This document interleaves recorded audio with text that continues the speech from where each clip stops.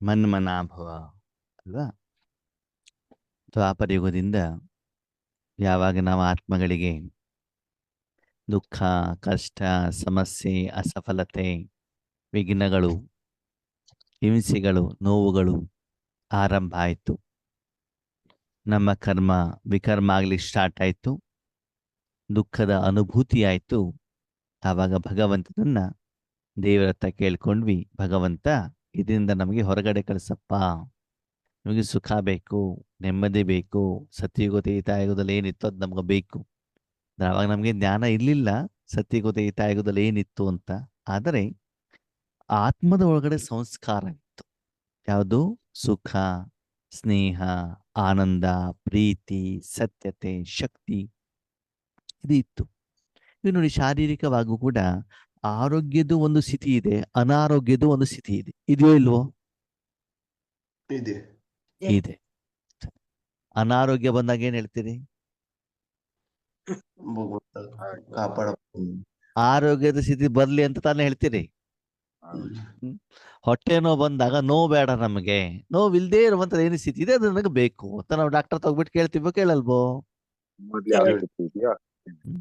Vehicle ಹಾಳಾಗತ್ತೆ, garage ಅವ್ರ ಹತ್ರ ಒಯ್ದ್ಬಿಟ್ಟು ಕೊಡ್ತೀವಲ್ಲ, ಹಾಳಾಗಿದೆ ನೋಡಪ್ಪ ಅದೇನು ಸರಿಯಾಗಿ ಸರಿ ಮಾಡ್ಬಿಟ್ಟು ಕೊಡು ಅಂತ ಕೇಳ್ತೀವಲ್ವ ನಾವು ಅವನ ಹತ್ರ ಅಲ್ವಾ?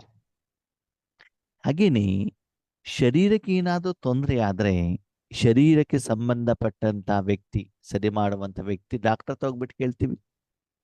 ಮೊಬೈಲ್ ಹಾಳಾದ್ರೆ ಮೊಬೈಲ್ ರಿಪೇರಿ ಮಾಡೋಣ ಹತ್ರ ಹೋಗ್ಬಿಟ್ಟು ಕೇಳ್ತೀವಿ.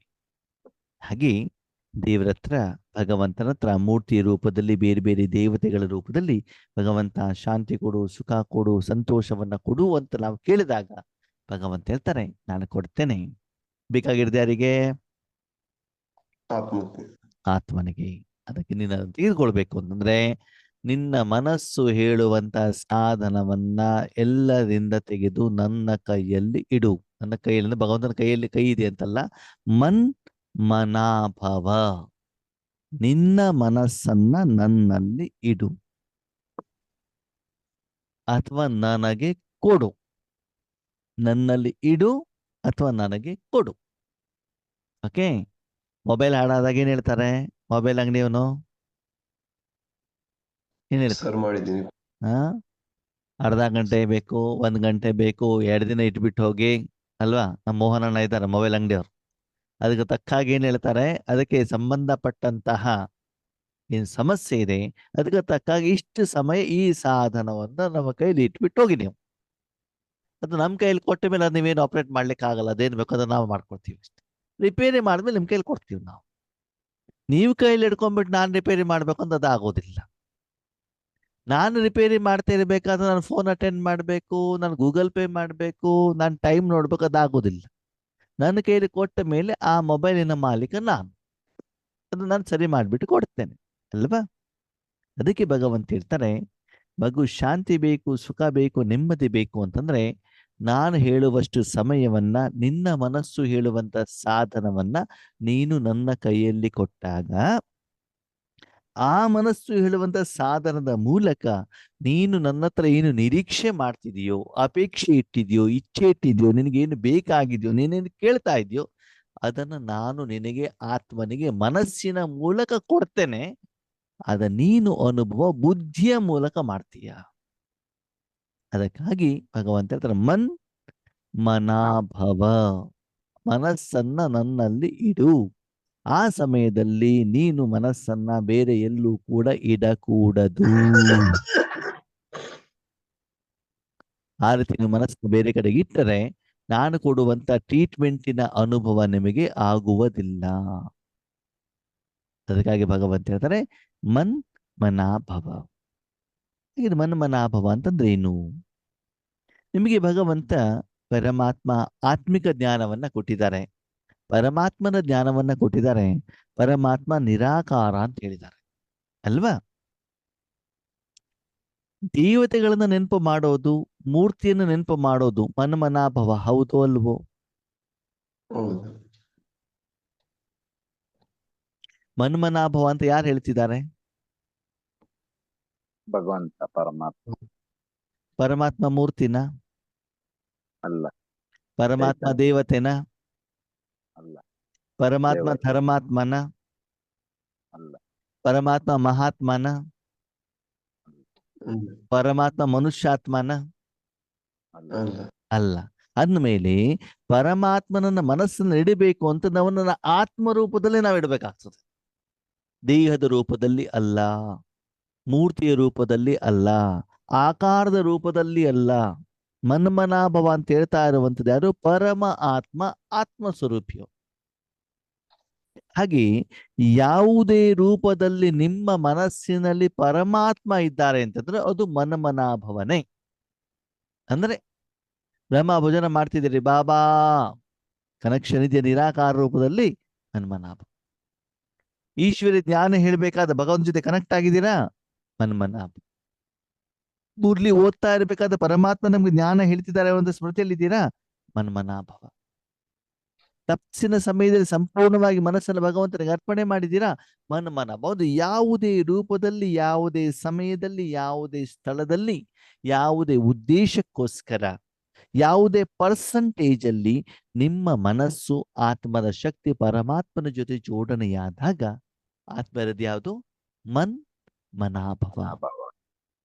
ಅಂದ್ರೆ ಮನಸ್ಸು ನೀವು ಪರಮಾತ್ಮನ ಜೊತೆಗೆ ಜೋಡಣೆ ಆಗ್ಬೇಕು. ನಿರಾಕಾರ ರೂಪದಲ್ಲಿ ಜೋಡಣೆ ಆಗ್ಬೇಕು. ಪರಮಾತ್ಮ ನಿರಾಕಾರ ಹೇಳುವಂತ ಭಾವ ಅನುಭವ ನಿಮ್ಮಲ್ಲಿ ಇರಬೇಕಾಗ್ತದೆ. ದೇವತಾ ರೂಪದಲ್ಲಿ ಅಲ್ಲ. ದಾದಿಯರನ್ನ ನೆನಪು ಮಾಡಿದ್ರೆ, ಬ್ರಹ್ಮ ಬಾಬಾವನ್ನ ನೆನಪು ಮಾಡಿದ್ರೆ, ಯೋಗೇಶ್ವರನ್ನ ನೆನಪು ಮಾಡಿದ್ರೆ ಅದು ಮನ್ಮನಾಭವ ಅಲ್ಲ. ಮನ್ಮನಾಭವ ಏನು? ಪರಮಾತ್ಮನಲ್ಲಿ ಮನಸ್ಸನ್ನ ಇಡಬೇಕಾಗ್ತದೆ, ಅಥವಾ ಪರಮಾತ್ಮನಿಗೆ ಮನಸ್ಸನ್ನ ಕೊಡಬೇಕು. ಇಡೋದಂತಂದ್ರೇನು, ಕೊಡೋದಂತಂದ್ರೇನು? ನಾವು ಇಡಬೇಕು, ಕೊಡಬೇಕು? ಕೊಡಬೇಕು. ಹಾ, ಕೊಡಬೇಕು. ಏನ್ ಮಾಡ್ಬೇಕು? ಕೊಡಬೇಕು. ಇಡಬೇಕು. ಕೊಡಬೇಕು. ಇಡಬೇಕು ಅಂತಂದ್ರೆ ಏನಾಗುತ್ತದೆ? ನಾವು ಅಲ್ಲಿ ಇಟ್ಟಿದೀವಿ, ಅಲ್ಲೇ ನಿಂತ್ಕೊಂಡು ಅವ್ನು ರಿಪೇರಿ ಮಾಡೋದನ್ನ ನೋಡ್ತಾ ಇದ್ದೀವಿ. ಕೊಡಬೇಕು ಅಂದ್ರೆ ಕೊಟ್ಬಿಟ್ಟು ಬಂದ್ಬಿಟ್ಟಿದೀವಿ, ಅಲ್ಲಿ ಇಲ್ವೇ ಇಲ್ಲ. ಅಂದ್ರೆ ಕೊಟ್ಟಾಗ ಸಂಪೂರ್ಣವಾಗಿ ಮನಸ್ಸಿನ ಮಾಲೀಕ ಯಾರು? ಪರಮಾತ್ಮ. ಪರಮ. ಆ ಸಮಯದಲ್ಲಿ ಆ ಮನಸ್ಸಿನ ಮೂಲಕ ಸಂಕಲ್ಪ ಮಾಡೋದಾಗ್ಲಿ, ಆ ಮನಸ್ಸನ್ನ ಶುದ್ಧ ಮಾಡೋದಾಗ್ಲಿ ಯಾರ ಕೆಲಸ? ಪರಮಾತ್ಮಂದು. ಓಕೆ.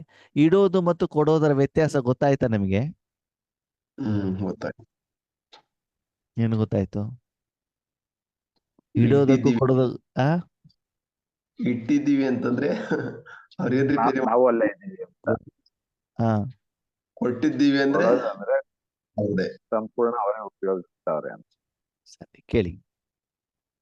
ಬಸವರಾಜಣ್ಣ ಏನ್ ಹೇಳ್ತಿದ್ದೀರಾ? ಹಾ, ಸಂಪೂರ್ಣಂಗ ಕೊಟ್ಟ ಬಿಡ್ಬೇಕ್ರಿ. ಅವನ ನಮ್ ಕಡೆ ಅಂದ್ರೆ ಶುದ್ಧ ಕರ್ಮ ಮಾಡಿಸ್ತಾನ. ಸರಿ ಕೇಳಿ. ಶರೀರ ಹೇಳೋ ಒಂದು ಸಾಧನ ಇದೆ, ಸರಿ. ಹಲ್ಲು ನೋವು ಬಂದಿದೆ, ಯಾರ ಹತ್ರ ಹೋಗ್ತೀರಿ? ಡೆಂಟಿಸ್ಟ್ ಕಡೆ ಹೋಗ್ತೀವಿ. ಡೆಂಟಿಸ್ಟ್ ಹತ್ರ ಹೋಗ್ತೀರಿ. ಡೆಂಟಿಸ್ಟ್ ಏನ್ ಮಾಡ್ತಾರೆ? ಆಮೇಲೆ ಕೊಟ್ಟ ಹಲ್ಲು ಕಮ್ಮಿ ಮಾಡ್ತಾರ. ಒಂದು ಇಂಜೆಕ್ಷನ್ ಕೊಡ್ತಾರ ಹಲ್ಲು ತೆಗಿಬೇಕು ಅಂತ, ಸರಿನಾ? ಅವಾಗ ಓ ಅಂತ ಕೂಗ್ತಿರೋ ಕೂಗಲ್ವೋ? ಹೋಗಲ್ಲ. ಇಂಜೆಕ್ಷನ್ ಕೊಟ್ಟಿದ್ರೆ ಆ ಹೋಗೋದಿಲ್ಲ. ನೋವು ಜಾಸ್ತಿ ಬಂದ್ರೆ ಕೂಗ್ತೀವಿ. ಕೂಗ್ತಿರ್ತಾನೆ. ಓಕೆ. ಶರೀರಕ್ಕೆ ತೊಂದರೆ ಬಂದಿದೆ, ಡಾಕ್ಟರ್ ಹತ್ರ ಕೊಟ್ಟಿದ್ದೀರಾ, ಓಕೆ. ಆವಾಗ ಅವನ ಹತ್ರ ಇಟ್ಟಿದ್ದೀರಿ, ಓಕೆ. ಇಟ್ಟಾಗ ಅವ್ನು ಟ್ರೀಟ್ಮೆಂಟ್ ಕೊಡ್ತಿದ್ದಾರೆ. ಏನು ಕೊಡ್ತಾ ಇದ್ದಾರೆ ಅಂತ ಬಿಟ್ಟು ನಿಮ್ಗೆ ಗೊತ್ತಾಗ್ತಾ ಇದೆ. ಅವನು ಟ್ರೀಟ್ಮೆಂಟ್ ಕೊಟ್ಟಾಗ ನೋವಿನ ಅನುಭವನ ನಿಮ್ಗೆ ಆಗ್ತಾ ಇದೆ. ಅಂದ್ರೆ ಇನ್ನು ಇದಕ್ಕೆ ಇಡೋದು ಅಂತ ಹೇಳ್ತಾರೆ. ಕೊಡೋದು ಅಂತಂದ್ರೆ ಏನು ಅಂತಂದ್ರೆ, ನೀವು ಟೂ ವೀಲರ್ ಹೋಗ್ಬೇಕಾದ್ರೆ ಆಕ್ಸಿಡೆಂಟ್ ಆಯ್ತು, ಕಾಲ ಫ್ರ್ಯಾಕ್ಚರ್ ಆಯ್ತು, ಆವಾಗಲೂ ಶರೀರವನ್ನು ಒಯ್ದ್ಬಿಟ್ಟು ಆರ್ಥೋಪೆಡಿಕ್ ಸರ್ಜನ್ ಹತ್ರ ಕೊಡ್ತೀರಿ. ಆವಾಗ ಆ ಡಾಕ್ಟರ್ ನಿಮ್ಗೆ ಏನ್ ಮಾಡ್ತಾರೆ? ಕಾಲಿಗೆ ಅನೈಸ್ಥೇಷಿಯಾ ಕೊಡ್ತಾರೆ. ಕಾಲು ಯಾರ್ದು? ಕಾಲು ಯಾರ್ದು? ಒಂದು ನಿಮ್ದು. ಸರಿ. ಆಪರೇಷನ್ ಯಾರು ಮಾಡ್ತಿದ್ದಾರೆ? ಯಾವ್ದಕ್ಕೆ? ಕಾಲಿಗೆ. ಆಪರೇಷನ್ ಮಾಡ್ಬೇಕಾದ್ರೆ ನೀವು ಕಾಲು ಅಲ್ಲಾಡ್ಸಿರೋ ಅಲ್ಲಾಡ್ಸಲ್ವೋ? ಅಳ್ಳಾಡ್ಸಲ್ಲ. ಯಾಕೆ? ಕೊಟ್ಟಿರ್ತೀವಿ. ಓಕೆ. ಹಲ್ಲು ನೋವು ಬಂದಾಗಲೂ ಅನೈಸ್ಥೇಷಿಯಾ ಕೊಟ್ಟಿದಾರಲ್ವಾ? ಹಲ್ಲು ನೋವು ಬಂದಾಗಲೂ ಕೂಡ ಪೇನ್ ಕಿಲ್ಲರ್ ಇಂಜೆಕ್ಷನ್ ಕೊಟ್ಟಿದಾರಲ್ವಾ? ಕೊಟ್ಟಿದ್ದಾರೆ. ಕೊಟ್ಟಿದ್ರು ಕೂಡ ಹಲ್ಲಿನ ಕಂಟ್ರೋಲ್ ನಿಮ್ ಕೈಲಿದೆ. ಆವಾಗ ಅವರ ಕೆಲಸ ಎಲ್ಲ ಮಧ್ಯದಲ್ಲಿ ನೀವೇನ್ ಮಾಡ್ತಿದ್ದೀರಿ? ಡಿಸ್ಟರ್ಬೆನ್ಸ್ ಮಾಡ್ತಾ ಇದ್ದೀರಿ. ಓಕೆ, ಅದೇನು ಆಕ್ಸಿಡೆಂಟ್ ಆದಾಗ ಅದೇ ಕಾಲನ ಅವ್ರ ಕೈಲಿ ಕೊಟ್ಟಾಗ ಅವಾಗ ನಿಮ್ಮಿಂದ ಯಾವುದೇ ರೀತಿಯಲ್ಲಿ ವಿಘ್ನಗಳು ತೊಂದರೆಗಳು ಏನಾಗೋದಿಲ್ಲ, ಬರೋದಿಲ್ಲ. ಅವ್ರು ಆಪರೇಷನ್ ಮಾಡಿ ಮುಗಿಸೋವರೆಗೂ ಚಾಕು ತಗೊಂಡು ಕಟ್ ಮಾಡಿ ಏನೇನೋ ನಟ್ ಬೋಲ್ಟ್ ಹಾಕಿ ಅದನ್ನ ಸರಿ ಮಾಡಿ ಅದೆಲ್ಲ ಕಣ್ಣಿಗೆ ಕಾಣ್ತಾ ಇರ್ತಾರೆ. ನಿಮ್ದೇ ಕಾಲಂತಾನು ಕೂಡ ಗೊತ್ತಿರ್ತದೆ. ಅದು ಅವ್ರು ಏನು ಮಾಡ್ತಾರೋ ಆ ಕರ್ಮದ ಫಲ ನೋವು ಅದು ನಿಮ್ಗೆ ಅವಾಗ ಅನುಭವ ಆಗತ್ತೋ ಆಗಲ್ವೋ? ಇದಕ್ಕೆ ಕೊಡೋದು ಅಂತ ಹೇಳ್ತಾರೆ. ನೀವು ಕೊಟ್ಟಾಗ ಟ್ರೀಟ್ಮೆಂಟ್ ಬೇರೆಯವ್ರು ಮಾಡ್ತಾ ಇದ್ದಾರೆ, ಆದರೆ ಆ ಸಮಯದಲ್ಲಿ ಅದರ ಪರಿಣಾಮದ ಪ್ರಭಾವ ಅನುಭವ ನಿಮ್ಗೆ ಆಗ್ತಾ ಇಲ್ಲ. ಹೀಗೆ ಗುಲ್ಜಾರ್ ದಾದಿ ತಮ್ಮ ಮನಸ್ಸನ್ನ ಬಾಬ್ ದಾದಾರ ಕೈಯಲ್ಲಿ ಕೊಟ್ಟಾಗ ಏನಾಗ್ತಿದೆ ಅಂತ ಅವ್ರಿಗೆ ಗೊತ್ತಾಗೋದಿಲ್ಲ, ಸಂಪೂರ್ಣವಾಗಿ ಕೊಟ್ಬಿಟ್ಟಿರ್ತಾರೆ ತಾನೆ. ಹಾಗೆ ಭಗವಂತನಲ್ಲಿ ಮನಸ್ಸನ್ನ ಇಡೋದು ಉತ್ತಮನೋ ಕೊಡೋದು ಉತ್ತಮನೋ? ಕೊಡೋದು. ಭಗವಂತ ನನ್ನ ಜೊತೆಲಿ ಇದ್ದಾನೆ, ನಾನು ಜೊತೆಲಿ ಇದ್ದೇನೆ, ನಾನು ಬಾಬಾ ಇಬ್ರು ಸೇರಿಬಿಟ್ಟು ಮಾಡ್ತಾ ಇದ್ದೀವಿ, ಬಾಬಾನ ಹತ್ರ ಶ್ರೀಮತ ತಗೊಳ್ತಾ ಇದ್ದೇನೆ, ಬಾಬಾನ ಹತ್ರ ಶಕ್ತಿ ತಗೊಂಡು ನಾನು ಕೊಡ್ತಾ ಇದ್ದೇನೆ ಅಂತ ಹೇಳೋದು ಉತ್ತಮನೋ ಮಾಡೋದು ಉತ್ತಮನೋ? ನಿನ್ ಕೈಯಲ್ಲಿ ಕೊಟ್ಟು ಬಿಟ್ಟಿದ್ದೀನಪ್ಪ, ನೀನು ಏನ್ ಬಾಕೋರು ಮಾಡ್ಕೋ ಅಂತ ಬಿಟ್ಟು ಅವನಿಗೆ ಬಿಟ್ಬಿಡೋದು ಉತ್ತಮನೋ? ಅವ್ರಿಗೆ ಕೊಟ್ಟು ಬಿಡೋದೇ ಉತ್ತಮ. ಬಿಟ್ಬಿಡು. ಅಲ್ವಾ? ಅದಕ್ಕಾಗಿ ಚೆಕ್ ಮಾಡ್ಕೊಳ್ಳಿ ನಿಮ್ಮ ಸ್ಥಿತಿ ಹೇಗಿದೆ. ಎರಡೂ ಮನ್ಮನಾಭವನೇ, ಆದ್ರೆ ಪರ್ಸಂಟೇಜ್ ವೈಸ್. ಓಕೆ, ಸಂಪೂರ್ಣವಾಗಿ ಪರಮಾತ್ಮನಿಗೆ ಕೊಟ್ಟಾಗ 100%. ಅಂತಂದ್ರೆ ಆ ಮನಸ್ಸನ್ನು ಸಂಪಾಲನೆ ಮಾಡೋದ್ರ ಜೊತೆಗೆ ಸ್ವಚ್ಛ ಮಾಡೋದ್ರ ಜೊತೆಗೆ ಅದರ ಮೂಲಕ ಈಶ್ವರಿ ಸೇವೆ ಮಾಡೋದ್ರ ಜೊತೆಗೆ ಎಲ್ಲಾ ಜವಾಬ್ದಾರಿ ಯಾರ್ದು? ಪರಮಾತ್ಮ. ಆದ್ರೆ ಮಧ್ಯದಲ್ಲೂ ಕೂಡ ಅವನು ಕರ್ಮವನ್ನ ಮಾಡ್ಬೇಕಾದ್ರೆ ವಾಪಸ್ ಏನ್ ಮಾಡಬಾರ್ದು, ತೆಗೆದುಕೊಳ್ಳಬಾರದು. ತೆಗೆದುಕೊಂಡ್ರೆ ಏನಾಗ್ತದೆ? ಇವಾಗ ಭಗವಂತ ಏನ್ ಹೇಳ್ತಾರೆ, 4 ಮುಖ ಅಮೃತ ವೇಳೆ. ಅದೇನರ್ಥ? ಪರಮಾತ್ಮ ಕೊಟ್ಟು ಬಿಡೋದು. 4 ಮುಖ ಆ ಮನಸ್ಸು ನನಗೆ ಬೇಕು, ಆ ಶರೀರ ನನಗೆ ಬೇಕು, ಆ ಸಮಯ ನನಗೆ ಬೇಕು ಅಂತ ಬಾಬಾ ನಿಮ್ಗೆ ಹೇಳಿದ್ದಾರೆ. ಹೌದಾ? ಹಾಸ್ಪಿಟ್ಲಿಗೆ ಹೋಗಿದ್ದೀರಿ, ಅಡ್ಮಿಟ್ ಆಗಿದ್ದೀರಿ, 1 ವಾರ ಇರಬೇಕು ಅಂತ ಡಾಕ್ಟರ್ ಹೇಳ್ತಾರೆ. 2 ದಿನ ಇದ್ಬಿಟ್ಟು ಅರ್ಜೆಂಟ್ ಆಗಿ ಮಗಳ ಮದುವೆ ಇದೆ ನಾನು ಮನೆಗೆ ಬರ್ತೇನೆ ಅಂದ್ರೆ ಏನಾಗ್ತದೆ? ತಗೊಂಡಿದ್ದೀವಿ ಅಂತ ವಾಪಸ್. ಅವಾಗ ಏನಾಗ್ತದೆ, ಮನೆ ಕಳಿಸ್ತಾರೆ. ಮುಂದೆ ಏನಾದ್ರು ಇನ್ಫೆಕ್ಷನ್ ಆದ ನನ್ನ ಜವಾಬ್ದಾರಿ ಅಲ್ಲ ಅಂತ ಹೇಳ್ತಾರೆ ಅಲ್ವಾ? ನೀ ಮೊದಲು ಒಂದು ಹೊಸ ಟೆಂಟ್ ಹೌಸ್ ಆಗಿದೆ. ಏನಾಗಿದೆ? ಟೆಂಟ್ ಹೌಸ್ ಅಂದ್ರೆ ಗೊತ್ತಾಯ್ತಾ? ಇಲ್ಲ, ಗೊತ್ತಿಲ್ಲ. ಈ ಬಾಡಿಗೆಗೆ ಚೇರ್ಸ್ಗಳು, ಟೆಂಟ್ಗಳು ಎಲ್ಲ ಕೊಡ್ತಾರೆ ನೋಡಿ, ಟೇಬಲ್ಗಳು, ಪಾತ್ರೆಗಳೆಲ್ಲ ಕೊಡ್ತಾರಲ್ಲ, ಅವ್ರಿಗೆ ಟೆಂಟ್ ಹೌಸ್ ಅಂತ ಹೇಳ್ತಾರೆ. ಸರಿನಾ? ಹೊಸದಾಗಿ ನಿಮ್ಮ ಪರಿಚಯದವರು, ಸ್ನೇಹಿತರು, ಕ್ಲಾಸ್ಮೇಟ್ ನಿಮ್ಮ ಮನೇಲಿ ಒಂದು ಪ್ರೋಗ್ರಾಮ್ ಬಂತು. ಏನ್ ಹೇಳ್ತಾರೆ, ನಾವು ಹೊಸದಾಗಿ ಮಾಡಿದೇವ್ರಿ, ದಯವಿಟ್ಟು ನಮ್ಮ ತಾನೇ ಎಲ್ಲ ಪಾತ್ರೆ ಟೆಂಟ್ಗಳೆಲ್ಲ ತಗೊಳ್ಳಿ, ಚೇರ್ಗಳನ್ನೆಲ್ಲ ತಗೊಳ್ಳಿ, ಕಡಿಮೆ ರೇಟಿಗೆ ಕೊಡ್ತೀವಿ ಅಂತಂದ್ರು. ಯಾರು? ಟೆಂಟ್ ಹೌಸ್ ಅವರು ಸ್ನೇಹಿತರು, ಕ್ಲಾಸ್ಮೇಟ್. ಸರಿ, ನೀವು ತಗೊಂಡ್ರಿ. ಓಕೆ, 12ನೇ ತಾರೀಕು ಪ್ರೋಗ್ರಾಮ್, ಮಧ್ಯಾಹ್ನ 2 ಗಂಟೆಗೆ ಊಟ. ನೆಂಟೆಲ್ಲ ಬಂದಿದ್ದಾರೆ. ಸರಿನಾ? ಎಲ್ಲ ಅಡಿಗೆ ಮಾಡಿಟ್ಟಿದ್ದಾರೆ. ಎಷ್ಟು ಗಂಟೆಗೆ? 2 ಗಂಟೆಗೆ. 2 ಗಂಟೆಗೆ ಊಟ. 1 ಗಂಟೆಗೆ ಎಲ್ಲ ಅಡಿಗೆ ಮಾಡಿ ಬಕೆಟ್ ಎಲ್ಲ ಹಾಕಿ ದೊಡ್ಡ ದೊಡ್ಡ ಪಾತ್ರೆಯಲ್ಲಿ ಇಟ್ಟಿದ್ದಾರೆ. ಸರಿ, 1:15 ನಿಮ್ಮ ಸ್ನೇಹಿತ ಬಂದ್ಬಿಟ್ಟು ನನ್ನ ಪಾತ್ರೆ ಬಕೆಟ್ ಎಲ್ಲ ವಾಪಸ್ ಬೇಕು, ಚೇರಿಗಿರು ಅಂತೆಲ್ಲ ಹೇಳ್ತಾರೆ. ಆ ಚೇರಿನ ಮಾಲೀಕ ಯಾರು? ಪಾತ್ರೆ ಮಾಲೀಕ ಯಾರು? ಸರಿ, ಆವಾಗ ನೀವು ಮೊದಲೇ ಬಾಡಿಗೆ ಮಾತಾಡ್ಕೊಂಡಿದ್ದೀರಿ ಏನಂತ, ನನಗೆ 2 ದಿನ ಪ್ರೋಗ್ರಾಮ್ ಇದೆ, ಸಾಯಂಕಾಲ 6 ಗಂಟೆ ನಂತರ ಕೊಡ್ತೇನೆ ಅಂತ. ಸರಿನಾ? 1:15 ಬಂದ್ಬಿಟ್ಟು ಅವ್ನು ಕೇಳ್ತಾ ಇದ್ದಾನೆ, ಅವಾಗ ನೀವು ಕೊಡ್ತೀರೋ ಕೊಡಲ್ವೋ? ಕೊಡ್ದಿದ್ರೆ ಅವ್ನು ಬಿಡಲ್ಲ. ಅವನು ಯಾಕೆ ಕೇಳ್ತಿದ್ದಾನೆ ಅಂತಂದ್ರೆ ಅವನಿಗೆ ಬೇರೆ ಒಂದು ಬಾಡಿಗೆ ಬಂದ್ಬಿಟ್ಟಿದೆ, ಜಾಸ್ತಿ ಬಾಡಿಗೆ ಸಿಗ್ತಾ ಇದೆ. ಸರಿ, ಅವಾಗ ಏನ್ ಮಾಡ್ತೀರಿ? ಏನ್ ಮಾಡ್ತೀರಾ? ಅಡಿಗೆಲ್ಲ ರೆಡಿ ಮಾಡಿದಿದ್ರೆ ಪಾತ್ರೆಯಲ್ಲಿ ಹಾಕಿಟ್ಟಿದ್ದೀರಿ, ಏನ್ ಮಾಡ್ತೀರಿ? ಧರ್ಮ ಅಲ್ಲ, ಧರ್ಮ ಹೌದು ಅಲ್ವಾ? ಈಗ ಏನು ಮಾಡ್ತೀರಿ ಅದನ್ನ ಹೇಳಿ. ಸ್ವಲ್ಪ ಜಾಸ್ತಿ ದುಡ್ಡು ಕೊಡ್ಬೇಕಾದ್ರೆ. ಹಾ ಸರಿ, ಇಲ್ಲ ಅಂದ್ರೆ ಏನ್ ಮಾಡ್ತೀರಿ, ಅವ್ರು ತುಂಬಾ ಪಟ್ಟಿಡಿದ್ರೆ ಬೇರೆಯವ್ರ ಮನೆಯಿಂದ ಪಾತ್ರೆಯನ್ನ ತಂದ್ರು ಅದೆಲ್ಲ ಹಾಕಿಬಿಟ್ಟು ಅವನಿಗೆ ವಾಪಸ್ ಕೊಡ್ತೀವಿ. ಸರಿ ಸರಿ, ಕೊಟ್ಟ ಮೇಲೆ ಇನ್ನೊಂದಿನ ನಿಮ್ಮಲ್ಲಿ ಪ್ರೋಗ್ರಾಮ್ ಬಂತು, ಅವ್ನು ನಮ್ಮ ಹತ್ರ ಪಾತ್ರೆ ತಗೊಳ್ಳಿ ಅಂತ ನಿಮ್ಮ ಮನೆಗೆ ಬರ್ತಾನೆ, ಅವಾಗ ತಗೊಳ್ತಿರೋ ತಗೊಳಲ್ವ? ಹಾಗೆ ನಿಮ್ಮನ್ನ ನೀವು ಚೆಕ್ ಮಾಡಿಕೊಳ್ಳಿ. ಅಣ್ಣವ್ರೆ, ಯೋಗ ಮಾಡಿದ್ರೆ ಅನುಭವನೇ ಆಗೋದಿಲ್ಲ. ಯಾಕೆ ಅನುಭವ ಆಗೋದಿಲ್ಲ? ಬಾಬನಿಗೆ ಹೇಳ್ತೀವಿ ಇಷ್ಟು ಸಮಯ ಕೊಡ್ತೀವಿ ಅಂತ ಬಂದು ವಾಪಸ್ ತಗೊಂಡ್ಬಿಡ್ತೀವಿ. ಆವಾಗ ಭಗವಂತನ ಹೇಳ್ತಾರೆ, ಯಾವ ಮಗು ನಾನು ಹೇಳಿರುವಂತ ಸಮಯದಲ್ಲಿ ವಿಘ್ನ ಇಲ್ಲದೆ ಮಧ್ಯ ಅಡೆತಡೆ ಇಲ್ಲದೇನೆ ನಾನು ಹೇಳಿರುವಂತ ರೀತಿಯಲ್ಲಿ ನಿಸ್ವಾರ್ಥ ಭಾವದಿಂದ ಏನು ಕಂಡೀಷನ್ ಇಲ್ಲದೆ ಯಾರು ನಿರಂತರವಾಗಿ ಕೊಡ್ತಾರೋ ಅವರ ತನು ಮನವನ್ನ ಸಮಯ ಸಂಕಲ್ಪವನ್ನು ನಾನು ನಿರಂತರವಾಗಿ ತಗೊಳ್ತೇನೆ. ಕೆಲವರು ಬಾಯಿಗೆ ಮಾತ್ರ, ಸಮಸ್ಯೆ ಬಂದಾಗ ಮಾತ್ರ, ಕಷ್ಟ ಬಂದಾಗ ಮಾತ್ರ ಬಾಬಾ ನೀನ್ ತಗೋ ತಗೋ ತಗೋ ಅಂತಾದ್ಮೇಲೆ ಎಲ್ಲ ಆರಾಮಾದ ನಮ್ಗೆ ಹೊರಗೆ ಹೊಡ್ಕೊಂಡು ನಿದ್ರೆ ಮಾಡ್ಬಿಡೋದು. ಸಮಸ್ಯೆ ಬಂದಾಗ ಮಾತ್ರ ಮತ್ತೆ ಬೆಳೆದ ಯೋಗ ಮಾಡ್ಬಿಡೋದು. ಅಂದ್ರೆ ನಿಮ್ಗೆ ಬೇಕಾದಾಗ ಮಾತ್ರ ಬಾಬಾ ಬೇಕು, ಪರಮಾತ್ಮ ಬೇಕು ಅಂತವರ ಮನಬುದ್ಧಿಯನ್ನು ಭಗವಂತ ತೆಗೆದುಕೊಳ್ತಾರ? ಇಲ್ಲ. ಇಲ್ಲ. ಅದಕ್ಕೆ ಭಗವಂತ ಮನ್ನ ಮನಾಭವ ಅಂತಂದ್ರೆ ನಿಮಗೆ ನಾನು ಯಾವ ಸಮಯವನ್ನ ಕೊಟ್ಟಿದ್ದೇನೋ ಆ ಸಮಯದಲ್ಲಿ ಯಾವ ಮಗು ನಿಸ್ವಾರ್ಥ ಭಾವದಿಂದ ನಿರಂತರವಾಗಿ ಮನಸ್ಸನ್ನು ಪರಮಾತ್ಮನ ಕೈಯಲ್ಲಿ ಕೊಡ್ತಾರೋ ಅಂತವರ ಮನಸ್ಸನ್ನು ನಾನು ಸ್ವೀಕಾರ ಮಾಡ್ತೇನೆ, ನಿರಂತರವಾಗಿ ತೆಗೆದುಕೊಳ್ತೇನೆ. ಅವ್ರದ್ದು ಆದ ಮೇಲೆ ನನಗೆ ಮತ್ತೆ ಸೇವೆ ಅವಶ್ಯಕತೆ ಇದ್ದರೆ ಏನ್ ಮಾಡ್ತೇನೆ, ಬೇರೆಯವ್ರದನ್ನ ಸೀನಿಯಾರಿಟಿ ವೈಸ್ ಏನ್ ಮಾಡ್ತೇನೆ ತಗೊಳ್ತೇನೆ. ಬಾಬಾ ಸುಂದರವಾದ ಮಾತನ್ನ ಹೇಳ್ತಾರೆ ಕೇಳಿ.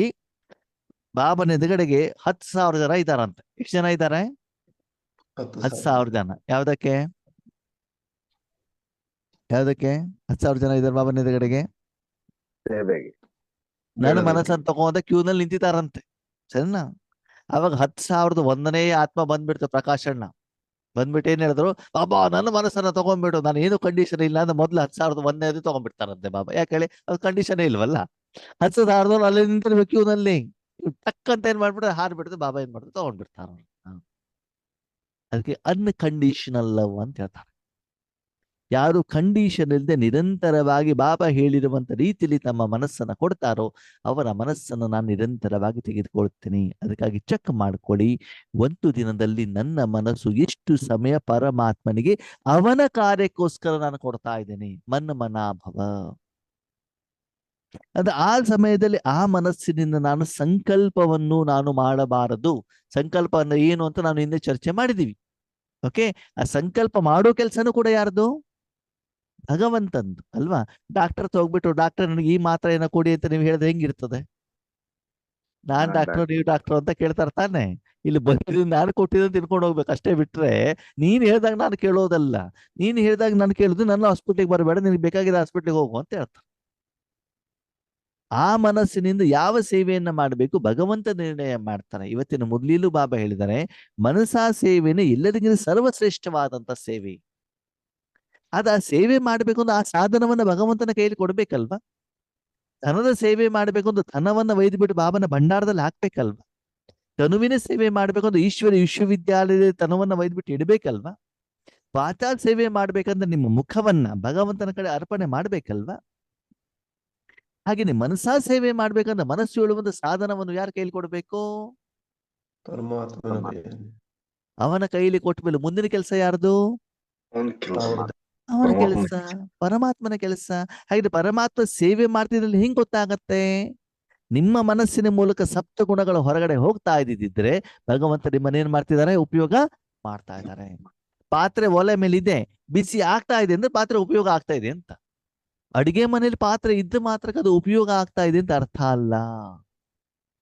ನಿಮ್ಮಲ್ಲಿ ಆ ಸಪ್ತ ಗುಣಗಳ ಪಾಸ್ ಆಗ್ತಾ ಇರಬೇಕು, ಹಗುರತೆ ಅನುಭವ ಆಗ್ತಾ ಇರಬೇಕು. ಅವಾಗ ಭಗವಂತ ನಿಮ್ಮನ್ನು ಉಪಯೋಗ ಮಾಡ್ಕೊಳ್ತಾ ಇದ್ದಾರೆ. ಅದಕ್ಕಾಗಿ ಮಕ್ಕಳಿಗೆ ಚೆಕ್ ಮಾಡ್ಕೊಳ್ಳಿ. ಯಾವುದೋ ಒಂದು ರೀತಿಯಲ್ಲಿ ಮಾತನಾಡುವ ರೀತಿಯಲ್ಲಿ, ಜಗಳ ಮಾಡುವಂತ ರೀತಿಯಲ್ಲಿ, ಅಳುವಂತ ರೀತಿಯಲ್ಲಿ, ಬೇಡುವಂತ ರೂಪದಲ್ಲಿ, ಸೇವೆ ರೂಪದಲ್ಲಿ, ಮನಸ ವಾಚ ಕರ್ಮ ಯಾವುದೋ ಒಂದು ರೂಪದಲ್ಲಿ ನಿಮ್ಮ ಮನಸ್ಸಿನಲ್ಲಿ ಭಗವಂತ ಇದ್ದಾರಾ? ಅದ್ಯಾವುದೋ ಮನ್ ಮನಾಭವ ಸ್ಥಿತಿ. ಅದರಲ್ಲಿ ಏನಾಗಿದೆ? ಪರ್ಸಂಟೇಜ್ ಇದೆ. ಯೋಗದಲ್ಲಿ ಕೂತ್ಕೊಂಡಾಗ 100% ನಾವು ಮನಸ್ಸನ್ನು ಯಾರಿಗೆ ಕೊಟ್ಟು ಬಿಟ್ಬೇಕು? ಪರಮಾತ್ಮನಿಗೆ ಕೊಟ್ಟು ಬಿಡ್ಬೇಕು. ಅದಕ್ಕೆ ಬಾಬಾ ಹೇಳಿದ್ರು ಫರಿಸ್ತಾ ಆಗ್ಬೇಕು. ಬೇರೆ ಎಲ್ಲದಿಂದ ಸಂಬಂಧವನ್ನ ತೆಗೆದು ಒಬ್ಬ ಪರಮಾತ್ಮನಲ್ಲಿ ಮನಸ್ಸನ್ನು ಇಡುವಂತ ಪ್ರಯತ್ನವನ್ನ ಮಾಡಿ. ಓಕೆ, ಇದು ಮನಾಭವ. ಮನಸ್ಸನ್ನು ಯಾರಲ್ಲಿ ಇಡಬೇಕು? ಪರಮಾತ್ಮನಲ್ಲಿ ಇಡ್ತಾ ಇಡ್ತಾ ಇಡ್ತಾ ಇಡ್ತಾ ಸಂಪೂರ್ಣವಾಗಿ ನಾವೇನ್ ಮಾಡ್ಬೇಕು? ಅವನ ಕೈಯಲ್ಲಿ ಕೊಟ್ಟು ಬಿಡ್ಬೇಕು.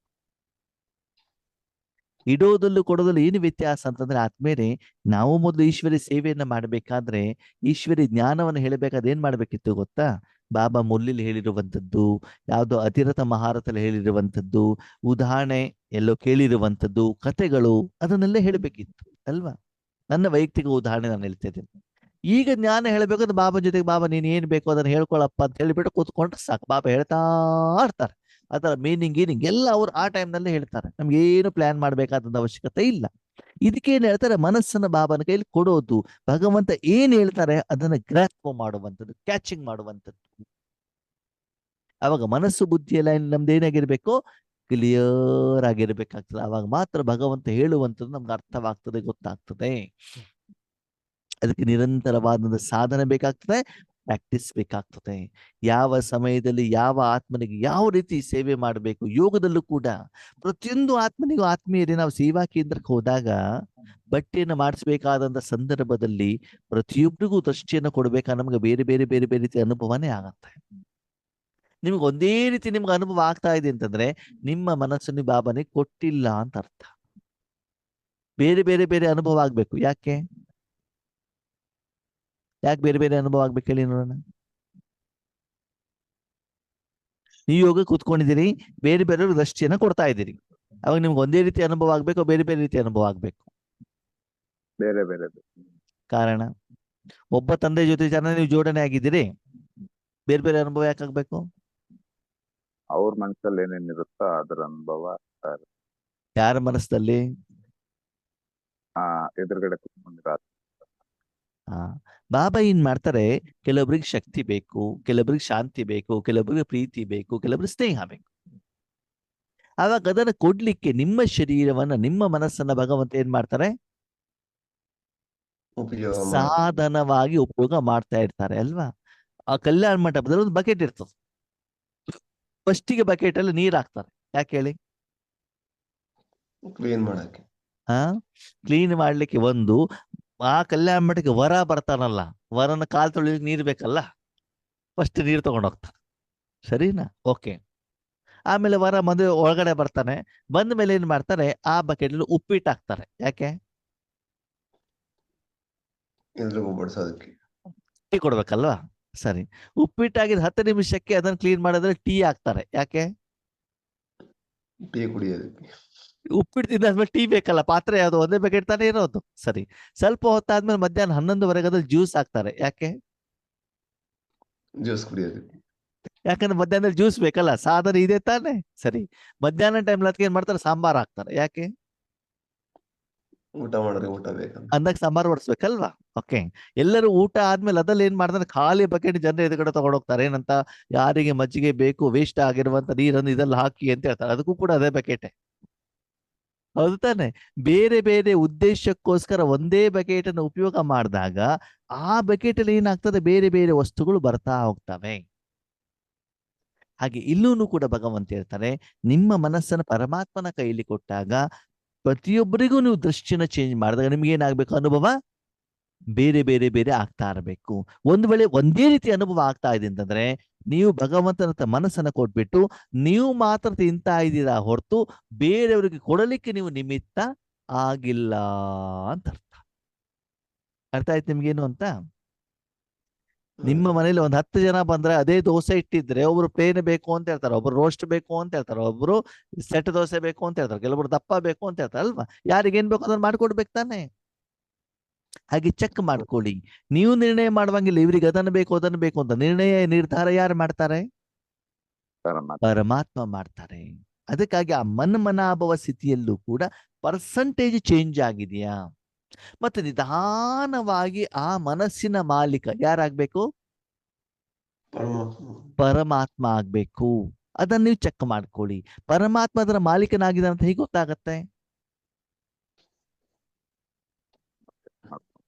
ಹೇಗೆ ಗೊತ್ತಾಗುತ್ತೆ? ಪರಮಾತ್ಮನ ಸಪ್ತ ಗುಣಗಳ ಅನುಭವ ಆಗ್ತಾ ಇರ್ತದೆ. ನಿಮ್ಗೆ ನೋವು ಬರುತ್ತಲ್ವಾ, ನೋವಿನ ಮಾತ್ರೆ ತಗೊಳ್ತೀರಿ, ಇಂಜೆಕ್ಷನ್ ತಗೊಳ್ತೀರಿ, ಸುಮಾರು ಹೊತ್ತಿನಲ್ಲಿ ಏನಾಗ್ತಾ ಹೋಗ್ತದೆ, ಆ ಇಂಜೆಕ್ಷನ್ ಕೆಲಸ ಮಾಡ್ತಾ ಹೋದಾಗ ನೋವೇನಾಗ್ತಾ ಹೋಗ್ತದೆ, ಕಡಿಮೆ ಆಗುತ್ತೆ. ಅಂತಂದ್ರೆ ಆ ಇಂಜೆಕ್ಷನ್ ಮಾತ್ರ ಏನು ಮಾಡ್ತಾ ಇದೆ, ಕೆಲಸ ಮಾಡ್ತಾ ಇದೆ. ಹಾಗೆ ನಿಮ್ಮ ಮನಸ್ಸನ್ನ ಏನ್ ಮಾಡ್ಕೊಳ್ಳಿ, ಆದ್ಮೇಲೆ ಚೆಕ್ ಮಾಡ್ಕೊಳ್ಳಿ. ಇದು ಒಂದು ಮನ್ಮನಾಭವ. ಇದು ನಿಮ್ಮ ಸ್ವಪುರುಷಾರ್ಥಕ್ಕೋಸ್ಕರ, ಸ್ವಸಾಧನೆಗೋಸ್ಕರ, ಸ್ವಪರಿವರ್ತನೆಗೋಸ್ಕರ ನಿಮ್ಗೆ ಬೇಕಾಗಿರೋದನ್ನ ತೆಗೆದುಕೊಳ್ಳುವುದಕ್ಕೋಸ್ಕರ. ಯಾವುದು? ಮನ್ಮನಾಭವ. ಎರಡನೇದು ಬಾಬಾ ಹೇಳ್ತಾರೆ ಮಧ್ಯಾಜೀಭವ. ಭಗವಂತನ ಕರ್ತವ್ಯ ಬ್ರಹ್ಮನ ಮೂಲಕ ಸ್ಥಾಪನೆ, ವಿಷ್ಣುವಿನ ಮೂಲಕ ಪಾಲನೆ, ಶಂಕರನ ಮೂಲಕ ವಿನಾಶ ಅಲ್ವಾ? ಅದಕ್ಕಾಗಿ ಮಧ್ಯದಲ್ಲಿ ಯಾರಿದ್ದಾರೆ? ವಿಷ್ಣುವಿದ್ದಾರೆ. ವಿಷ್ಣುವಿನ ಕೈಯಲ್ಲಿ ಏನ್ ತೋರಿಸಿದ್ದಾರೆ? ಶಂಖ ಚಕ್ರ ಗದಾ ಪದ್ಮ. ಏನ್ ತೋರಿಸಿದ್ದಾರೆ?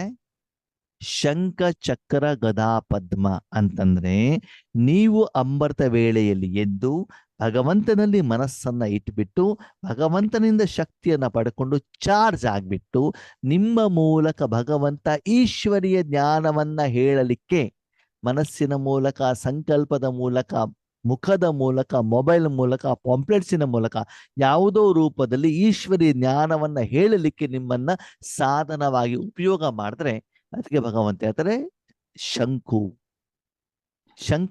ಶಂಖವನ್ನು ಊದಿದ್ರೆ ಏನ್ ಶಬ್ದ ಬರ್ತದೆ? ಏನ್ ಬರ್ತದೆ? ಓಂ ಅಂತ ಬರುತ್ತೆ ತಾನೆ? ಓಂ ಅಂತಂದ್ರೆ ಅಹಂ ಆತ್ಮ. ಆತ್ಮಕ್ಕೆ ಸಂಬಂಧಪಟ್ಟಂತ ಜ್ಞಾನವನ್ನ, ಶಿಕ್ಷಣವನ್ನ, ಗುಣವನ್ನ, ಶಕ್ತಿಯನ್ನ ನೀವೇನ್ ಮಾಡ್ಬೇಕು? ಕೊಡಲಿಕ್ಕೆ ನೀವು ನಿಮಿತ್ತರಾದ್ರೆ ಅವಾಗ ನೀವೇನಾಗ್ತೀರಿ? ಒಂದು ಆಯುಧ ನಿಮ್ ಕೈಲಿ ಬಂದಂಗಾಯ್ತು. ಯಾವ್ದು? ಶಂಕು. ನಾನು ಕೈಲಿ ಶಂಕು ಹಿಡ್ಕೊಂಡಿದ್ದೆ, ಹಂಗಲ್ಲ. ನಿರಾಕಾರ ರೂಪದಲ್ಲಿ ನಿಮ್ಮ ಮೂಲಕ ಏನಾಗ್ಬೇಕು? ಆ ಗುಣಗಳು, ಶಕ್ತಿಗಳು, ಶಬ್ದಗಳು ಹೊರಗಡೆ ಹೋಗ್ಬೇಕು. ಅದರ ಹಿಂದೆ ಭಗವಂತ ಇರಬೇಕು. ಭಗವಂತನೇ ಅದನ್ನು ಮಾಡ್ತಾ ಇದ್ದಾರೆ ಅಂತ ಅನ್ಸ್ಬೇಕು ನಿಮಗೆ. ನಾನು ಜ್ಞಾನ ಹೇಳ್ತಾ ಇದ್ದೇನೆ, ನಾನು ದೃಷ್ಟಿ ಕೊಡ್ತಾ ಇದ್ದೇನೆ ಅಲ್ಲ.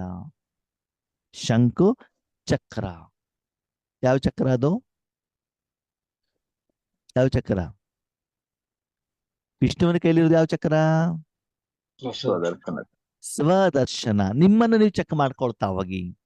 ನಮ್ಮ ಮನಸ್ಸನ್ನು ಪರಮಾತ್ಮನ ಕೈಯಲ್ಲಿ ಕೊಟ್ಟಾಗ ನನ್ನ ಮನಸ್ಸು ಎಷ್ಟು ಶುದ್ಧವಾಗಿದೆ, ಎಷ್ಟು ಸ್ವಚ್ಛವಾಗಿದೆ, ಎಷ್ಟು ಪವಿತ್ರವಾಗಿದೆ, ಎಷ್ಟು ನನ್ನ ವ್ಯರ್ಥ ಸಂಕಲ್ಪಗಳು ಕಡಿಮೆ ಆಗ್ತಾ ಇದಾವೆ, ಎಷ್ಟು ಹಗುರತೆ ಆಗ್ತಾ ಇದೆ, ಎಷ್ಟು ವಿಕರ್ಮ ವಿನಾಶ ಆಗ್ತಾ ಇದೆ, ಎಷ್ಟು ಶಕ್ತಿ ಪ್ರವಾಹ ಆಗ್ತಾ ಇದೆ. ಬೇರೆಯವರನ್ನ ನೋಡ್ಬೇಡಿ. ಎದುರುಗಡೆ ಏನ್ ಮಾಡ್ತಿದ್ದಾರೆ, ಜುಟ್ಕಾ ಹೊಡಿತಾ ಇದಾರೋ, ನಿದ್ರೆ ಮಾಡ್ತಿದಾರೋ, ಕೇಳ್ತಾ ಇದಾರೋ, ಬೇಡ್ತಿದಾರೋ, ಅವ್ರಿಗೆ ಅರ್ಥ ಆಗಿದ್ದು ಬಿಟ್ಟಿದ್ದು ಅದು ನಮ್ಗೆ ಬೇಡ. ಓಕೆ, ಸರಿ. ಇಂಜೆಕ್ಷನ್ ಕೊಟ್ಟಿರ್ತಾರೆ, ನೋವು ಕಡಿಮೆ ಆಗಿದ್ದು ಡಾಕ್ಟ್ರಿಗೆ ಗೊತ್ತಾಗತ್ತೋ, ನರ್ಸಿಗೆ ಗೊತ್ತಾಗತ್ತೋ, ಕಂಪೌಂಡರ್ಗೆ ಗೊತ್ತಾಗತ್ತೋ, ಬೆಡ್ಡಿಗೆ ಗೊತ್ತಾಗತ್ತೋ, ಬೆಡ್ಶೀಟಿಗೆ ಗೊತ್ತಾಗತ್ತೋ? ಪೇಷಂಟ್ಗೆ ಗೊತ್ತಾಗುತ್ತೆ. ಅದ್ಯಾಕೋ? ಇಂಜೆಕ್ಷನ್ ಕೊಟ್ಟಿರೋದು ಅವ್ರಿಗೆ ಅಲ್ವಾ? ಅಲ್ವಾ? ಹಾಗೆ ಭಗವಂತ ನಿಮ್ಮನ್ನು ಉಪಯೋಗ ಮಾಡ್ತಿದ್ರೆ ನಿಮ್ಮಲ್ಲಿ ಏನು ಪರಿವರ್ತನೆ ನೀವು ಚೆಕ್ ಮಾಡಿಕೊಳ್ಳಿ. ಸ್ವದರ್ಶನ. ನಾನಿವತ್ತು ಯೋಗ ಮಾಡ್ತೀನಿ, ನನ್ನ ಸ್ಥಿತಿ ಹೆಂಗಿತ್ತು, ಏನು ಬದಲಾವಣೆ ಆಯ್ತು, ಬಾಬನ್ ಜೊತೆ ಜೋಡಣೆ ಆಯ್ತೋ ಇಲ್ಲೋ, ಅದಕ್ಕೆ ಪುನಃ ಇವತ್ತು ನಾನು ಎಷ್ಟು ಸಂಪಾದನೆ ಮಾಡಿದ್ದೇನೆ, ಎಷ್ಟು ಜಮಾ ಮಾಡ್ಕೊಂಡಿದ್ದೇನೆ, ಎಷ್ಟು ಖರ್ಚು ಮಾಡ್ಕೊಂಡಿದ್ದೇನೆ, ಇವತ್ತು ನನ್ನ ಸ್ಥಿತಿ ಹಾಳಾಗಿದ್ದ ಕಾರಣ ಏನು, ಸ್ಥಿತಿ ಚೆನ್ನಾಗಿದ್ದ ಕಾರಣ ಪದೇ ಪದೇ ಪದೇ ಪದೇ ನನ್ನನ್ನು ನಾನೇನ್ ಮಾಡ್ಕೊಳ್ಬೇಕು? ಸ್ವದರ್ಶನ ಚಕ್ರ. ಪ್ರತಿದಿನ ನಾನು ಚೆಕ್ ಮಾಡ್ಕೊಳ್ಳಿ. ಸ್ವದರ್ಶನ ಚಕ್ರದ ಹಾದಿ. ಆಮೇಲೆ ಬಾಬಾ ಹೇಳ್ತಾರೆ ಚೆಕ್ ಮಾಡ್ತಾ ಇರ್ಬೇಕಾದ್ರೆ ಮಧ್ಯದಲ್ಲಿ ಏನು ಬರ್ತಾವಂತೆ? ಸೊಳ್ಳೆಗಳು, ಇಲಿಗಳು, ಹಲ್ಲಿಗಳು, ಜಿರ್ಲೆಗಳು, ಇರುವೆಗಳು ಬಂದ್ಬಿಡ್ತಾವಂತೆ. ಅದಕ್ಕೇನ್ ಮಾಡ್ಬೇಕು? ಅದನ್ನ ಸಾಯಿಸ್ಬೇಕಲ್ಲ, ಅದಕ್ಕೆ ಗದೆ ಬೇಕಂತೆ. ಅಂದ್ರೆ ಕಾಮ, ಕ್ರೋಧ, ಲೋಭ, ಮೋಹ, ಅಹಂಕಾರ ಬರ್ತದೆ. ಅದನ್ನ ಗೆಲ್ಲಿಕ್ ನಮ್ಗೇನ್ ಬೇಕು? ಗದೆ. ಭಗವಂತನ ಶಕ್ತಿಗಳ ಮೂಲಕ ಏನೋ ಒಂದು ವಿಕಾರ ಬಂದ್ಬಿಡ್ತದೆ. ಸೀರಿಯಲ್ ನೋಡ್ಬೇಕು ಅಂತ ಅನ್ಸಿಬಿಡ್ತದೆ, ಪಾನಿಪುರಿ ತಿನ್ಬೇಕು ಅಂತ ಅನ್ಸ್ಬಿಡ್ತದೆ, ಸೀರಿಯಲ್ ನೋಡ್ಬೇಕು, ಫಿಲ್ಮ್ ನೋಡ್ಬೇಕು ಅಂತ ಅನ್ಸತ್ತೆ. ಅದ್ರ ಮೇಲೆ ಏನ್ ಮಾಡ್ಬೇಕಾಗ್ತದೆ? ಗದಾ ಪ್ರಹಾರ ಹಾಗಿದ್ ಗದೆ ಇದೆಯಾ? ಪ್ರಹಾರ ಮಾಡ್ತಿದ್ದೀರಾ ಅಥವಾ ಸುಮ್ಮನೆ ಕುತ್ಕೊಂಡಿದ್ದೀರಾ ಅಂತ ಏನ್ ಮಾಡ್ಕೊಳ್ತಾ ಹೋಗಿ ಚೆಕ್ ಮಾಡ್ಕೊಳ್ತಾ ಹೋಗಿ. ವ್ಯಕ್ತಿಗಳ ಮೂಲಕ, ಸಂಕಲ್ಪದ ಮೂಲಕ, ಸಂಸ್ಕಾರಗಳ ಮೂಲಕ, ಮಾಯೆಯ ಮೂಲಕ, ಭೂತ ಪ್ರೇತಾತ್ಮಗಳ ಮೂಲಕ, ನಿಮ್ದೇ ಕರ್ಮದ ಲೆಕ್ಕಾಚಾರದ ಮೂಲಕ, ಕಾಯಿಲೆಗಳ ಮೂಲಕ ಏನಾಗ್ತಾ ಇರ್ತದೆ? ಬರ್ತಾ ಇರ್ತದೆ. ಅದಕ್ಕೆಲ್ಲ ನಾವೇನ್ ಮಾಡ್ಬೇಕಾಗ್ತದೆ? ಗದಾ ಪ್ರಹಾರ ಮಾಡಿಬಿಟ್ಟು ಅದನ್ನ ಸಾಯಿಸ್ಬೇಕಾಗ್ತದೆ. ಅದನ್ನ ನೀವು ಮಾಡ್ತಾ ಇದ್ರೆ ನೀವೇನಾಡ್ದಿರಿ? ಗದಾಧಾರಿಗಳಾದ್ರಿ ಅಂತ. ಕಮಲ ಇಷ್ಟನ್ನೆಲ್ಲ ಮಾಡಬೇಕು ಅಂತ ಮಕ್ಕಳೇ ನೀವು ಖಂಡಿತವಾಗ್ಲೂ ಕೂಡ ಕೆಸರಿನಲ್ಲಿ ಇರಬೇಕಾಗ್ತದೆ. ಅದ ಕೆಸರಿನಲ್ಲಿ ಇದ್ರೂ ಕೂಡ ಹೇಗಿರ್ಬೇಕು? ಕಮಲ ಹೂವಿನ ಸಮಾನ ಇರಬೇಕಾಗ ಪವಿತ್ರ. ಕೆಸರಿನ ಯಾವುದೇ ಪ್ರಭಾವ ನನ್ನ ಮೇಲೆ ಬೀಳಬಾರ್ದು, ವಿಶೇಷವಾಗಿ ಈಶ್ವರೀಯ ಸೇವೆ ಸಮಯದಲ್ಲಿ. ಅಷ್ಟು ನೀವು ಶಂಖ ಚಕ್ರ ಗದಾ ಪದ್ಮಧಾರಿಗಳಾದರೆ ಮಾತ್ರ ನಿಮ್ಮನ್ನ ನಾನು ಈಶ್ವರೀಯ ಸೇವೆಗೆ ಉಪಯೋಗ ಮಾಡ್ಕೊಳ್ತೇನೆ. ಅಂದ್ರೆ ಸೇವೆಯ ಸ್ಥಿತಿ ಅದು. ಯಾವುದು? ಮಧ್ಯಾಜೀಭವ. ಮಧ್ಯಾಜೀಭವ ಅಂತಂದ್ರೆ ಏನು? ಮಧ್ಯದಲ್ಲಿ ಇರುವಂಥದ್ದು. ಇದು ಒಂದು ಅರ್ಥ. ಇಲ್ಲಿವರೆಗೆ ನಾನ್ ತಿಳ್ಕೊಂಡಿದ್ದು. ಈಗ ಕ್ಲಾಸ್ ಮಾಡ್ಬೇಕಾದ್ರೆ ಇನ್ನೊಂದು ಅರ್ಥ ಕೊಟ್ರು ನಮ್ಮಪ್ಪ ತುಂಬಾ ಬುದ್ಧಿವಂತ. ಇವಾಗಲೇ ಹೇಳಿದ್ನಲ್ಲ ನಿಮಗೆ, ಅವನ ಜೊತೆ ಕನೆಕ್ಷನ್ ಆಗ್ಬಿಟ್ರೆ ಬಾಬಾ ನಮಗೆ ಹೊಸ ಹೊಸ ಅರ್ಥಗಳನ್ನ ಕೊಡ್ತಾ ಇರ್ತಾರೆ ಅಂತ. ಇಷ್ಟು ದಿನದವರೆಗೆ ನಾನು ತಿಳ್ಕೊಂಡಿದ್ದು ಇಲ್ಲಿವರೆಗೆ. ಪ್ರತಿ ಸಲ ನನ್ನ ವಿಷಯ ಏನು ಅಂತಂದ್ರೆ ಯಾವ್ದೊಂದು ವಿಷಯ ತಗೊಂಡಾಗ ಏನು ಹಿಂದೆ ತಿಳ್ಕೊಂಡಿರ್ತು ನೆಕ್ಸ್ಟ್ ಅಪ್ಗ್ರೇಡ್ ಮಾಡ್ಬಿಡ್ತಾನೆ, ನೆಕ್ಸ್ಟ್ ಅರ್ಥ ಹೇಳ್ಬಿಡ್ತಾರೆ ನಮ್ಮ. ಇವತ್ತೇನ್ ಹೇಳ್ತಿದ್ದಾರೆ, ಮನಾಭವ. ಮನಸ್ಸನ್ನು ಯಾರಲ್ಲಿ ಇಟ್ರಿ ನೀವು? ಪರಮಾತ್ಮನಲ್ಲಿ. ಇಟ್ರಿ. ಓಕೆ, ನೀವ್ ಯಾರು? ಆತ್ಮ. ಆತ್ಮ. ನಿಮ್ಮ ಹತ್ರ ಸೂಕ್ಷ್ಮ ಕರ್ಮೇಂದ್ರಿಯಗಳು ಎಷ್ಟಿದ್ದಾವೆ? ಆ ಸೂಕ್ಷ್ಮ ಕರ್ಮೇಂದ್ರಿಯಗಳು ಎಷ್ಟಿದ್ದಾವೆ? ಮನ, ಬುದ್ಧಿ, ಸಂಸ್ಕಾರ. ಮನಸ್ಸನ್ನು ಯಾರಲ್ಲಿ ಇಟ್ಟಿದ್ದೀರಿ ಇವಾಗ? ಮಧ್ಯದಲ್ಲಿ ಇರೋದು ಯಾವುದು? ಬುದ್ಧಿ. ಲಾಸ್ಟ್ ಅಲ್ಲಿ ಇರೋದು ಯಾವುದು? ಸಂಸ್ಕಾರ. ಒಂದ್ಸಲ ಮನಸ್ಸನ್ನು ಇಟ್ಟ ನಂತರದಲ್ಲಿ ಮುಂದೆ ನೀನು ಆತ್ಮದ ಶಕ್ತಿಯನ್ನು ಬುದ್ಧಿ ಕೈಯಲ್ಲಿಡು ಅಂತ ಹೇಳ್ತಾರೆ. ಮಧ್ಯಾಜೀಭವ. ಮಧ್ಯದಲ್ಲಿ ಇಡುವಾಗ ಆತ್ಮದ ಶಕ್ತಿ ಯಾವ್ದಲ್ಲಿ ಇಡಬೇಕು? ಬುದ್ಧಿ ಕಡೆ. ಯಾಕೆ ಯಾಕೆ ಬುದ್ಧಿಯಲ್ಲಿ ಇಡಬೇಕು? ಅನುಭವ ಆಗುತ್ತೆ. ಅನುಭವ ಆಗ್ಬೇಕಂದ್ರೆ ಬುದ್ಧಿ ಬೇಕಲ್ಲ. ಹೌದು. ಕೈಯಿಂದ ಗುಲಾಬ್ ಜಾಮೂನ್ ಮಾಡಿದೀರಾ, ದೋಸೆ ಮಾಡಿದೀರಾ, ಅದನ್ನ ಕೈಲಿಂದ ನಾಲಿಗೆ ಮೇಲಿಟ್ಟು ರುಚಿ ಕಡೆ ಗಮನ ಕೊಡ್ಬೇಕಲ್ವಾ? ನಾನು ಬಾಬನೊಳಗಡೆ ಇದ್ದೇನೆ, ರೆಡ್ ಲೈಟ್ ನೋಡ್ತಾ ಇದೆ, ಕಿರಣ ಬರ್ತಾ ಇದೆ ಅಲ್ಲ. ಮನಾಭವ, ಮನಸ್ಸನ್ನ ಭಗವಂತನ ಕೈಲಿ ಕೊಟ್ಟಿದ್ದೀರಿ. ಭಗವಂತ ಅದನ್ನು ಸ್ವಚ್ಛ ಮಾಡಿದ್ದಾನೆ, ಈಶ್ವರ್ಯ ಕಾರ್ಯಕ್ಕೆ ಉಪಯೋಗ ಮಾಡ್ತಿದ್ದಾರೆ ಅಂತಂದ್ರೆ ನೆಕ್ಸ್ಟ್ ನಿಮ್ಮ ಶಕ್ತಿ ಯಾವ್ದು ಕಡೆ ಶಿಫ್ಟ್ ಆಗ್ಬೇಕು?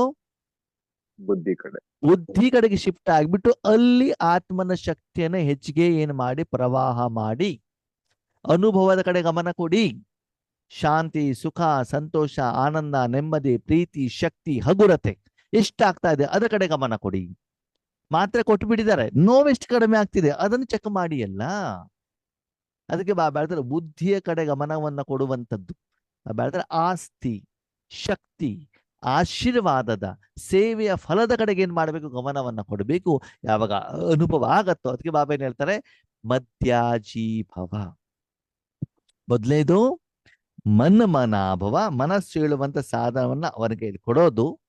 ಕೊಟ್ಟ ಮೇಲೆ ಮನಸ್ಸಿನ ಮೂಲಕ ಭಗವಂತ ಏನು ಶಕ್ತಿಗಳನ್ನ ಕೊಡ್ತಾ ಇದ್ದಾರೋ ಅದು ಬುದ್ಧಿಯ ಮೂಲಕ ಅನುಭವ ಮಾಡೋದು.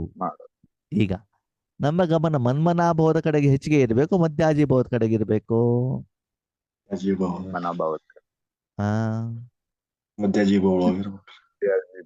ಯಾವ್ದು ಕಡೆಗೆ ಇರ್ಬೇಕು? ಮಧ್ಯಾಜೀಭವ. ನಾವ್ ಯಾವ್ದು ಕಡೆ ಕೊಡ್ತಾ ಇದ್ದೀವಿ? ನಾನು ಬಾಬನಲ್ಲಿ ಇದ್ದೇನೆ, ಪರಮಧಾಮದಲ್ಲಿ ಇದ್ದೇನೆ, ಒಳಗಡೆ ಕೂತಿದ್ದೇನೆ, ಮನಸ್ಸು ಬಾಬನ ಕೊಡ್ತಾ ಇದ್ದೇನೆ, ಬಾಬನನ್ನು ನೋಡ್ತಾ ಇದ್ದೇನೆ. ನಮ್ಮ ಸ್ಥಿತಿ ಹೇಗಿರ್ತದೆ? ನಾನು ಬಿಲ್ಡಿಂಗ್ ಕಟ್ಬಿಟ್ಟಿದ್ದೇನೆ, ನನ್ನ ಹತ್ರ ಸೋಫಾ ಇದೆ, ಬಿಲ್ಡಿಂಗ್ ಇದೆ, ಪೇಂಟ್ ಇದೆ, ಟಿವಿ ಇದೆ, ಎಲ್ಲ ಇದೆ ಸರಿ. ಸೋಫಾ ಮೇಲೆ ಕುಂತಿದ್ದೀರಲ್ಲ, ಸಾಫ್ಟ್ನೆಸ್ಸಿನ ಅನುಭವ ಮಾಡಿ ಅಲ್ಲ. 5,000 ಕೊಟ್ಟಿದ್ದೀನಿ, ಅದಕ್ಕೆ 4 ಕಾಲಿದೆ, ಅದಕ್ಕೆ ಸ್ಕೀಮಲ್ಲಿ ತಗೊಂಡಿದೆ, 50% ಡಿಸ್ಕೌಂಟ್ ಅಲ್ಲಿ ತಗೊಂಡಿದೆ. ಯಾಕೆ ಸಂಕಲ್ಪ ಮಾಡ್ತೀರಿ? ಏನ್ ಮಾಡ್ಬೇಕು?